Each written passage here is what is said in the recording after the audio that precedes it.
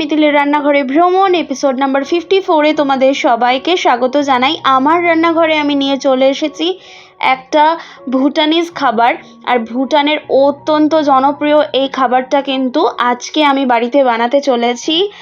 এর নাম হচ্ছে এমা দাচি। দীপিকা পাডুকোনের ইন্টারভিউটা যদি তোমরা শুনে থাকো তাহলে জানবে তার অত্যন্ত প্রিয় খাবারের একটা হচ্ছে এই ভুটানিজ খাবারটা, এবং ভুটানের লোকজন কিন্তু এই খাবারটা ভীষণ পছন্দ করে, আর ওখানকার এটা ন্যাশনাল খাবারও বটে। এর নাম হচ্ছে এমা দাচি। এমা মানে হচ্ছে লঙ্কা, আর দাচি হচ্ছে চিজ। চিজ আর লঙ্কার একটা মেলবন্ধনই হচ্ছে এই খাবারটা। তবে আমি আজকে যেটা বানাচ্ছি সেটা কিন্তু পুরোপুরি এমা দাচি নয়, এটা হচ্ছে গোন্দা দাচি। গোন্দা মানে হচ্ছে ডিম ভুটানিজ ভাষাতে, এবং দাচি হচ্ছে চিজ। তো চিজ আর ডিম দিয়ে আমি এই খাবারটা বানাচ্ছি। তো তার জন্য প্রথমেই আমি তোমাদেরকে দেখিয়ে নিচ্ছি যে কি কি লাগছে। রসুন, কাঁচা লঙ্কা, ক্যাপসিকাম, পেঁয়াজ এগুলোই আমি দিয়েছি। তোমরা চাইলে একটু কালারফুল বানানোর জন্য ডিফারেন্ট কালারের বেল পেপার্স ইউজ করতে পারো। আর রসুনটা যদি তোমরা একটু অন্যরকম করে খেতে চাও, আরও বেশি ফ্লেভারফুল খেতে চাও, তাহলে আমার মতন কুচি না দিয়ে থেতো করে দিতে পারো। যদি রসুন কারোর পছন্দ না হয় তাহলে এই রান্নাটা কিন্তু স্কিপ করে যেও, কারণ এই রান্নাটাতে রসুন কিন্তু মাস্ট দিতেই হবে। তারপর আমি প্যানে একটু বাটার গরম করে তার মধ্যে একে একে সমস্ত সবজিগুলো দিয়ে দিচ্ছি। আর বাটার দিলে এইটার ফ্লেভারটা আরও বেশি ভালো হয় খেতে। তো আমি এক এক করে পেঁয়াজ, তারপর ক্যাপসিকাম, রসুন, কাঁচা লঙ্কা সব দিয়ে ভেজে নেব।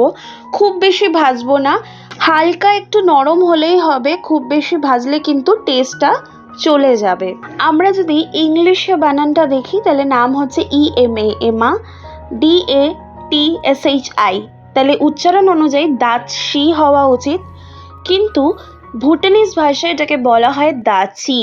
তো চিজি একটা স্টিউ তৈরি হবে, ওটা ওরা বেসিক্যালি রেড রাইস দিয়ে খায়, তার সাথে সাথে অনেক সময় তিংমো দিয়েও খায়, কিন্তু চাইলে রুটি, পরোটা এগুলো দিয়ে খেতে পারো। তবে আমি খেয়েছিলাম কিন্তু পাউরুটি দিয়ে, এবং বিশ্বাস করো জাস্ট অসাধারণ লেগেছিল। একদম চিজি, ফ্লেভারফুল, একটু হালকা স্পাইসি, জিনিসটা খুবই ভালো লাগছিলো পাউরুটির সাথে। তো যাই হোক, আমি হালকা করে একটু ভেজে নিচ্ছি। দেখো হালকা একটু পিঙ্কিশ কালারটা আসাতেই আমি কিন্তু জল দিয়ে দিচ্ছি।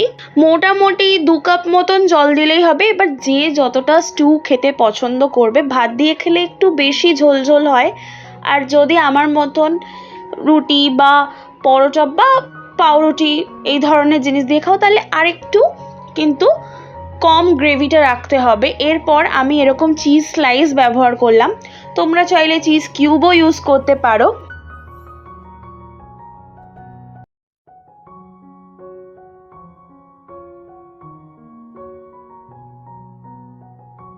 তবে মজারেলাটা অ্যাভয়েড করতে হবে, কারণ এটা মোটেই চিজ পুল নয়।